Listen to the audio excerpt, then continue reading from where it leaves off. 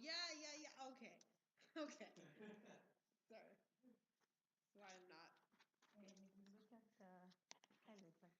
Hello, my name is Camilla Grande. I'm a member of the Pflugerville Ward, and what I know about family history is that my mom, she is a family history consultant, and she's always been very interested in family history, so of course I've come to learn a lot from her. She always likes to tell me things, and she always likes to let me know about the way things work, and we've gone to different visiting centers and a lot of different things. And I remember at one point in my life, I never really cared about family history. That was just kind of mom's thing.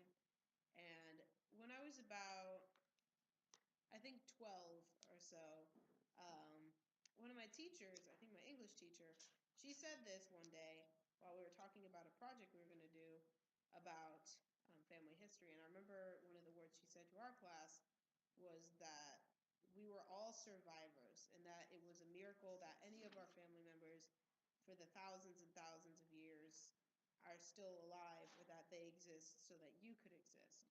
And I never thought about it in that context, but when I thought about it, it was pretty interesting that we were alive, and I thought it was very significant that all those other people were able to live and that they were significant in their own lives and their own experiences. And I guess that's kind of connected to eternal life because everything we do has some value in the greater scheme, and the Lord understands that and He values that. And well, that's when I started getting interested, and really I just kind of started out really simple. I was making little pedigree charts and trees and stuff with our little family pictures on them, with little cheesy little leaves on them, but that's what we did at first.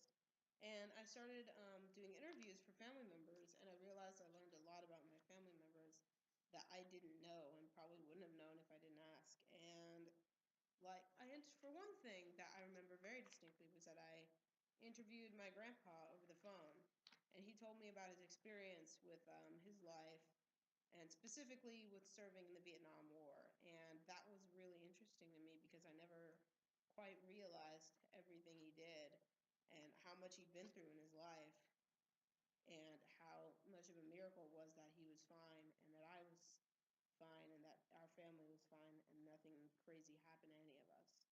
And I learned a lot more about my ancestors by studying. A lot of my family members were in wars or traveled a lot, and so there were a lot of things that could have gone wrong, but it's a miracle that our family's together. And my family, we all have roots in a bunch of different places. So there's this weird convergence of our family members moving here and there. So it's hard to find names because we find them scattered in different countries or their data information logs haven't been put up to the internet or anything nearby. But I think in learning more about the ancestors that I had, I learned more about myself in that I guess I kind of understood that my family came from a very respectable struggles that they've dealt with in the past, and I needed to recognize that. I needed to recognize exactly what was done for me and how much the Lord was willing to help my ancestors and help protect them so that I could exist and so my family could exist and so that my family, if I have one, when I have one, they can exist too. And I think it makes sense that we should value that and we should be more interested in family history. And I guess the best way to go about it is the same way I did, which is just to start simple. Maybe just make like a little family tree, just start simple and just start asking family members about stories or things they remember. And that would just kind of spark something. And even in that, I think that's kind of the most intimate part is learning more about the people. And in that way, it's very special. And I think it kind of grows for you to appreciate yourself more and appreciate the time you have be, being given at this point, and that you can do what you can in your own life.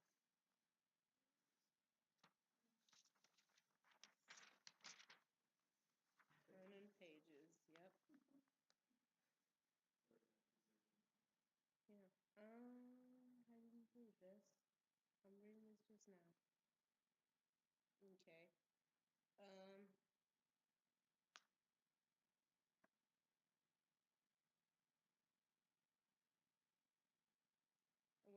interesting here was D&C 6612, as those who endure to the end shall have a crown of eternal life. And it's important that we value our lives and that we understand the value of other people who have done the same, so that we can see exactly what they've contributed towards trying to become better and trying to further the gospel or further good works or further the city of Zion. And we need to be thankful for all of that we have accomplished and for all that the other people in our lives have accomplished and the people in the history